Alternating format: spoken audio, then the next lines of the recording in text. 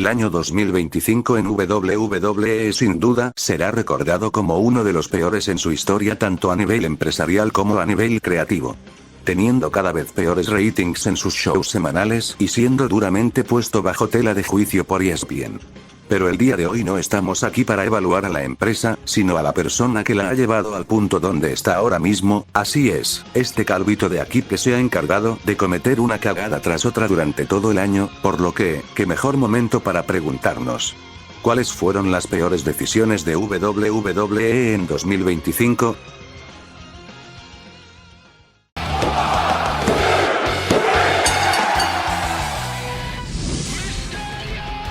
Empecemos sacándonos este peso plomo de encima.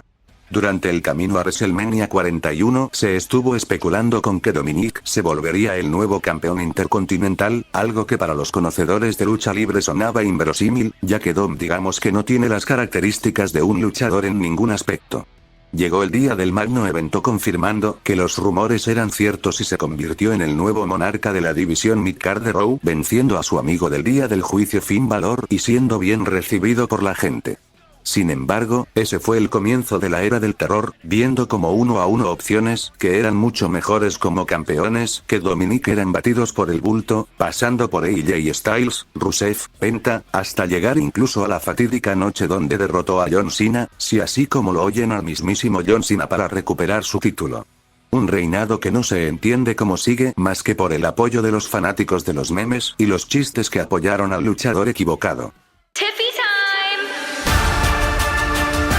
El campeonato femenino de WWE parecía que tomaba un nuevo rumbo a principios de año, convirtiéndose Tiffany Stratton en la nueva campeona tras el canjeo de su maletín y defendiendo el título en decentes combates, hasta que empezó el camino a WrestleMania, que será uno de los principales problemas que veremos en diferentes puntos de este video. Tras ganar el Royal Rumble, Charlotte Flair se posicionaba como la primera retadora al título de Tiffany Stratton, una lucha que en los papeles sonaba bastante atractiva, pero que en la ejecución tanto en la rivalidad llegando a salirse del guión en un segmento, como en el combate que para su servidor me quedó a deber un poco. Luego de que Tiffany mandara a Charlotte a la división en parejas, de un momento a otro la campeona se quedó sin rivales ya que en cuestión de meses ya había derrotado a toda la división femenina de SmackDown, desencadenando que la campeona quedará condenada a dejar de aparecer en el ring y limitarse meramente a hacer segmentos tras bastidores, volviéndose el reinado de Tiffy cada vez más monótono e incluso el desinterés en la campeona se denotó en sus pasos finales como gobernante al ser fácilmente vencida por la chilena Stephanie Baker en Crown Jewel, seguido de un squash por Jade Cargill en WrestlePalooza, que dio fin al reinado de Tiffany. Pareciendo una bucanada de aire fresco, que pronto se convirtieron en patadas de ahogado ya que, al ser la gran mayoría del roster femenino de SmackDown Hill, hemos visto como las últimas semanas la campeona Jade no tiene rivales más que a las pocas faces que quedaron que encima son jovers, siendo el buqueo de este título uno de los puntos más bajos del año.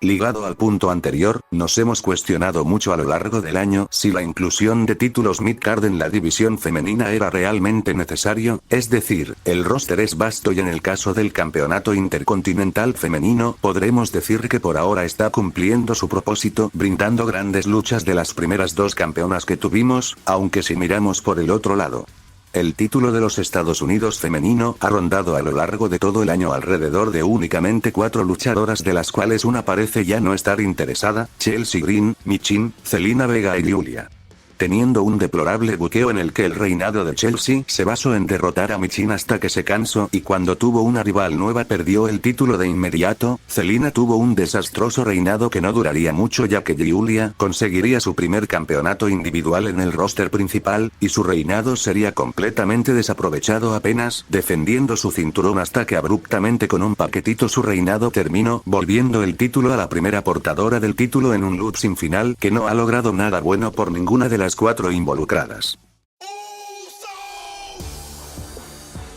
A mi parecer, considero que actualmente la empresa tiene 2 manchas que están dañando al producto indefinidamente, una de ellas es Dominic Mysterio, y la otra es el hombre Jit, mejor conocido como Jey Uso. que decir que no se haya criticado de este hombre a lo largo de todo el año. Su travesía comenzó a inicios de año sin siquiera ser considerado para ser uno de los candidatos a ganar la batalla real de este año, una lucha que por los nombres que teníamos involucrados, pintaba ser una de las mejores de la historia. Tenías opciones de ganar como CM Punk, Drew McIntyre, Seth Rollins, Roman Reigns, carajo el mismo John Cena, y cuando se dio el desarrollo del combate, una vez que quedó únicamente el rapero mayor como el candidato más fuerte a ganar, nos dibujó una sonrisa en el rostro a gran parte de la fanaticada, siendo rápidamente borrada al ver el resultado. Jey Uso se impuso entre todas esas opciones, siendo el principal rival para Gunther en WrestleMania 41, una decisión que trajo consigo cambiar toda la cartelera de la vitrina de los Inmortales gracias al capricho de la dirección creativa de la empresa.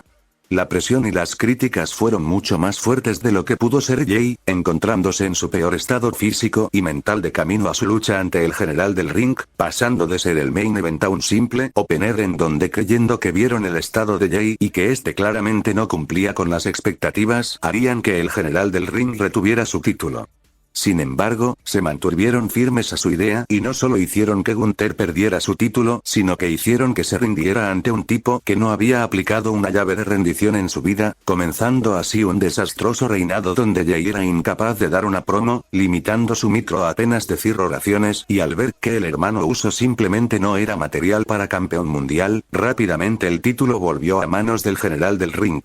Creyendo que la empresa había entendido la lección, creíamos que Jey volvería a planos más bajos de la cartelera, pero a lo largo del año siguieron insistiendo una y otra vez con el samoano, logrando que incluso el público mostrara su descontento en redes sociales por medio de los dislikes de sus vídeos. Afortunadamente, no volvió a tocar otro título individual luego de perder aquel campeonato mundial y parece que por lo pronto está de regreso en la división por parejas junto a su hermano Jimmy, que es su zona de confort, siendo su empuje sin duda una de las peores decisiones de Triple H en el año 2025. Penta debutó a inicios del año 2025 como una de las superestrellas más prometedoras en el roster actual, conectando inmediatamente con el público con su carisma innato y su excelente habilidad en el ring.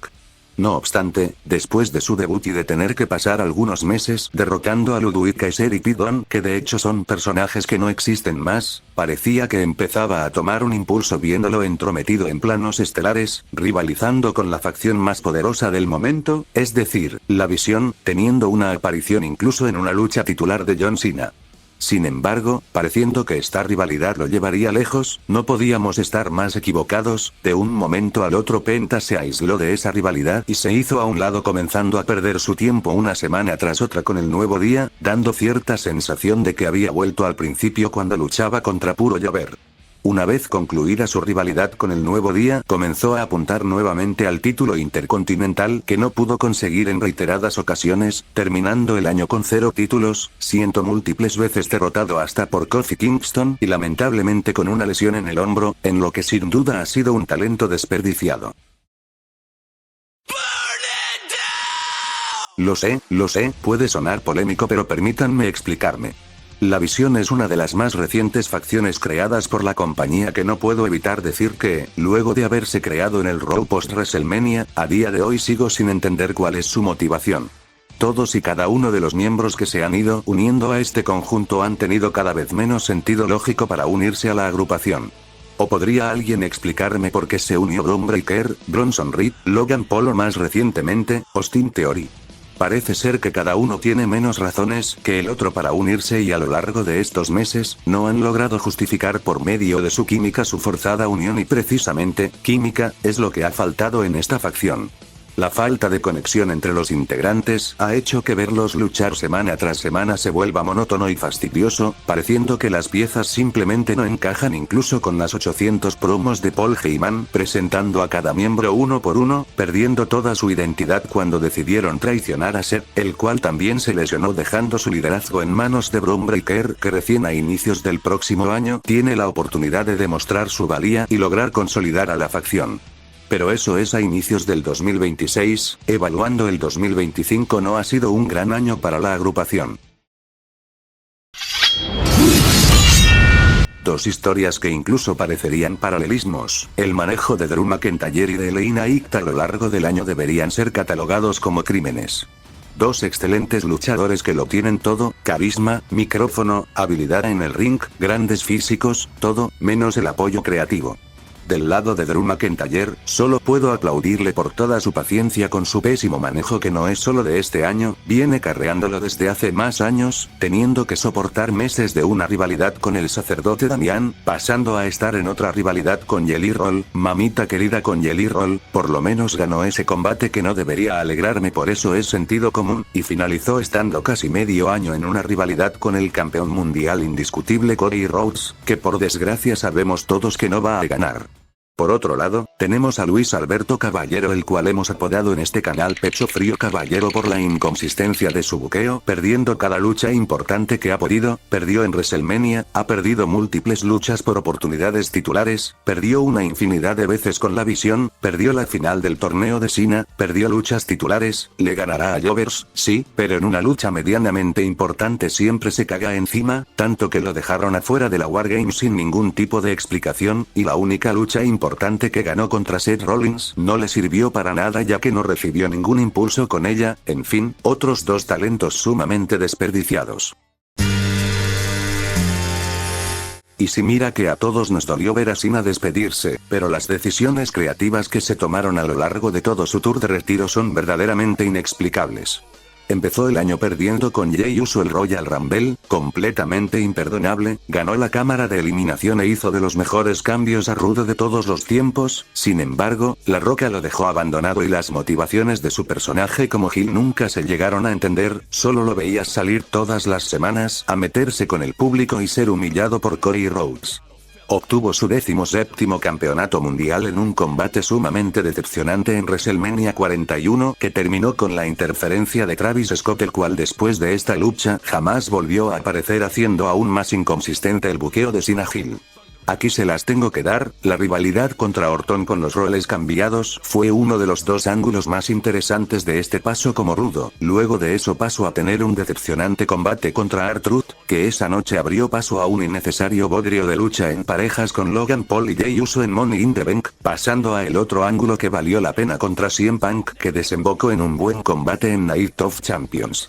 De camino a su lucha en SummerSlam, al ver que su paso como heel no tenía más sentido, John simplemente decidió renunciar a él y volvió a ser face como si nada hubiera pasado, ofreciéndonos una de las mejores luchas del año en el evento más caliente del verano.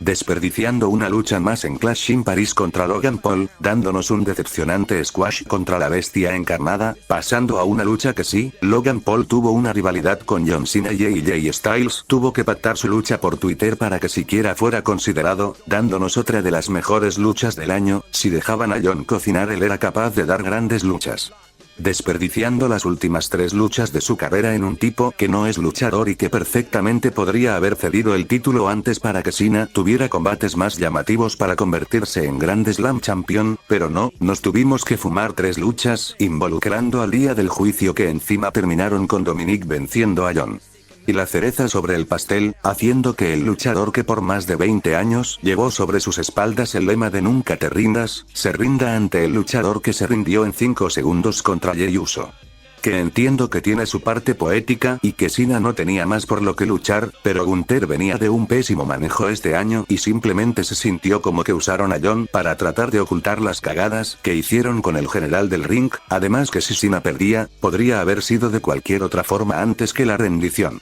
Siendo altamente perjudicado por el buqueo creativo todo el año de retiro de John Cena, que si bien tuvo sus momentos buenos, en su mayoría creo que será más recordado por todo lo que se hizo mal que por las pocas cosas buenas que nos mostraron. Pero eso fue todas las que yo considero fueron las peores decisiones de WWE en el año 2025 y llegó la hora de que me escribas las tuyas abajo en la caja de comentarios. Si veo mucho apoyo, es decir, 10 likes, haré un vídeo con las mejores decisiones de la empresa, así que revienten el botón de likes. Además, si el vídeo te gustó no te olvides de suscribirte, que queremos alcanzar la meta de los 500 suscriptores y te lo agradecería muchísimo. Yo soy Warped y nos veremos en el próximo vídeo, chao.